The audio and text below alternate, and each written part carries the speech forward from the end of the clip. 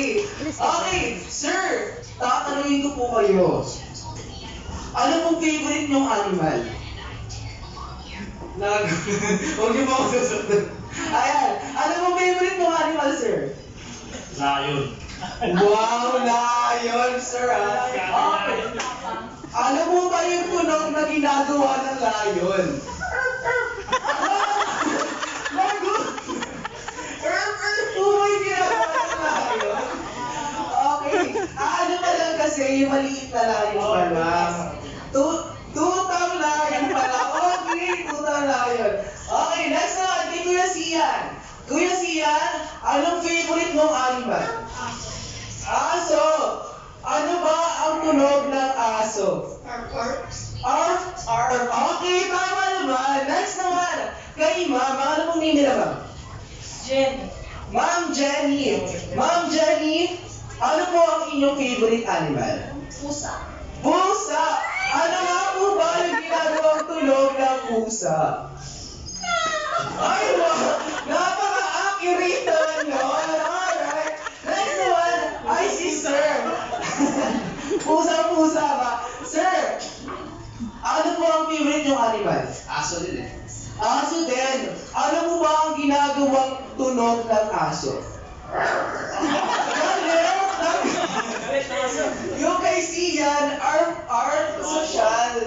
Tapos dito kay Sir yung galit na aso. Okay, dahil dyan, tandaan nyo yung mga favorite nyong animal.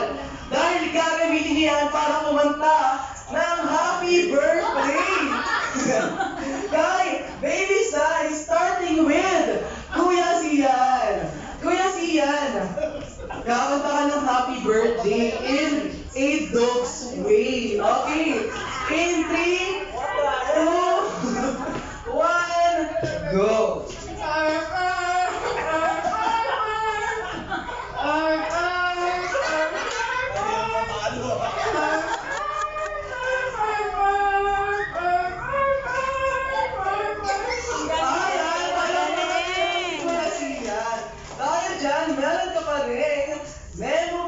Mula kay Kuya Ronald McDonald. Dito naman tayo kay Ma'am Jenny.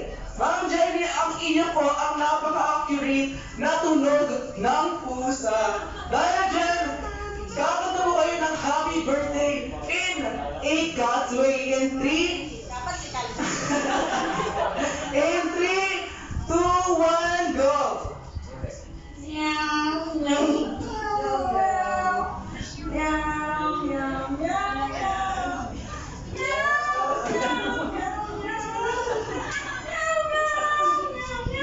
Ayan! Ibang version po ng happy birthday yung kinanta ni Ma'am. Dahil dyan, meron pa rin po kayong memopad mula kay Kuya Ronald McDonald's. Gusto ko kasi yung lion muna. Yung lion. Yung maliit na lion. Okay? Happy birthday in a maliit na lion way. In 3, 2, 1, go!